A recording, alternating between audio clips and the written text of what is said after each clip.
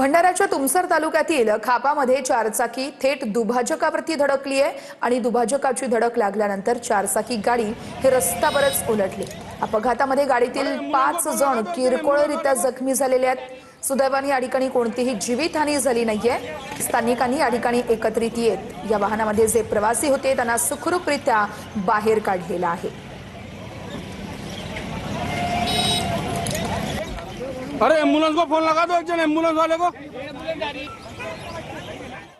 आणि आता शेतकऱ्यांसाठी महत्त्वाची बातमी आहे, कारण पीक विमा अर्जातील नव्या हमीपत्रामुळे राज्यातील शेतकऱ्यांमध्ये संभ्रम आहे। पीक कर्ज नसल्याचं हमीपत्र बंधनकारक केल्यानं शेतकऱ्यांची चिंता वाढली आहे। कृषी विभागाची केंद्र सरकारकडे हमीपत्राची अट रद्द करण्याची मागणी आहे। पुढील 2 दिवसात या संदर्भात निर्णय होण्याची शक्यता आहे। हमीपत्रामुळे कोणत्याही शेतकऱ्याचा पीक विमा अर्ज रद्द होणार नाही असं कृषी विभागानं स्पष्टीकरण दिलेलं आहे।